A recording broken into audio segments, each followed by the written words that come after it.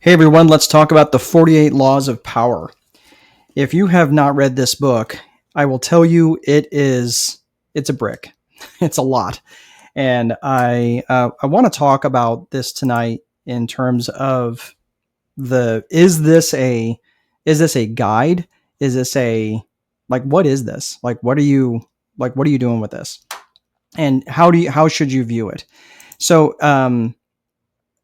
when I first read this book, I actually went into the 48 Laws of Power thinking it was going to be kind of a almost like a step-by-step playbook, and that is exactly how not to look at this book. I will tell you, Robert Greene did a masterful job of writing and researching a book. I mean, I wish I could research as well as him, and I wish that I could write as well as him. His ability to draw from historical events and retell them in a story through the lens of personal and political power is it was just amazing. Honestly, he wrote this book back and he wrote it and published it back in 2000. It actually probably took him several years to write that book. It's not a short read. It's about 430 pages. And it's not only a long book; it's a big book, and it's very content, historical content heavy. So the question is, should you look at this as a guide? And let's just look at the first 5 laws of power, right? So I'm just going to use that. I don't have them all memorized. I have a lot of them memorized, but just because they kind of jump out at me, and some of them are a little bit more impactful than others. But let's look at number 1, for example. Number 1 is never outshine the master. And if you were going to look at that from the context of, okay, is this, if I was going to increase my personal power, not outshining the master is basically don't upstage the person that is the master, or the person that basically you learned from. Never upstage them. And I think that makes a lot of sense, especially if they have the power to remove you or lessen your own power. I think that makes a lot of sense. And so elevating someone else and offering deference to someone else, especially if it's deserved, makes sense. Let's look at number 5. Number 5 is always guard your reputation.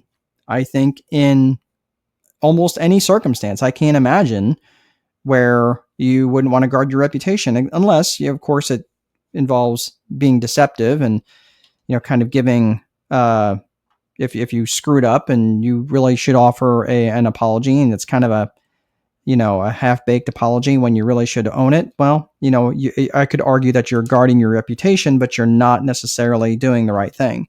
So, that maybe comes with a bit of a caveat, but guarding your reputation, I would say that makes sense, especially if it's, not doing things that you shouldn't be doing, right? Makes sense. But then if you look at let's look at the other laws. You've got law number 2. Law number 2 is never trust your friends and learn to use your enemies. Number 3 is always conceal your intentions. And number 4 is, what is number 4? Always say less than necessary. So if you look at those laws, right, never trust your friends and learn to use your enemies.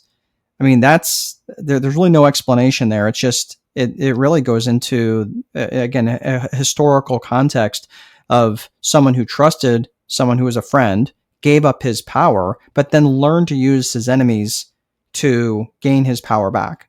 And always concealing your intentions. Yes, maybe it might be a power play, but unless you're trying to become a sociopath, laws number 2, 3, and 4, saying less than necessary, that's just, again, that's like a recipe for being a narcissist. So, and again, a sociopath or a psychopath.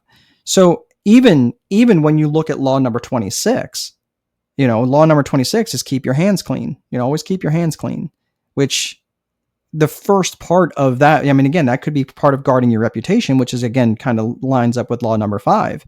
But when you look at the first thing that he writes about keeping your hands clean, it's, well, always have a scapegoat handy. Okay. So it really is a good, it's a good book. I think it's an amazing book. I actually read, I mean, you can see how I tabbed all the individual laws in there so I can reference them. just in my own teachings and my own self, in terms of if someone is trying to use something against me or trying to do something against me, I can recognize when it's happening pretty quickly. And sometimes I can even recognize when I'm doing it. If I'm maybe acting a little bit manipulative, it's a good pulling into neutral and saying, "Whoa, this is not who I want to be. This is not what I want to do."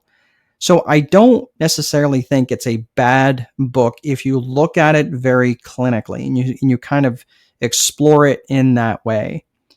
To use it as a guidebook, to use it as a book that oh, okay, if I want more power, this is what I need to do. Um, I don't think it was meant for that. I think that would be the wrong use of that book. If you do decide to read that book, and you'd like to unpack it with me, reach out. I'd love to see your takeaways on it, your big takeaways. I think the book was, like I said, it was incredibly well written, and he did a masterful job of bringing historical events. And I just wish I had the ability to go into history the way that he did and write about them and make them very relevant into the laws of power. But again, he did a masterful job. So, really quick, if you see the scroll down at the bottom, where you can join us at the Time Wealthy Advantage Facebook group if you're interested. It's really for business owners and entrepreneurs. If you're a solopreneur or if you have more employees, whatever, any sort of business that you're in, even in management, if you'd like to be part of that group, just go ahead. You can find it. It's pretty easy. There's a link also in the description. Well, that's all I have for this evening. Have a great rest of your day. See you next time.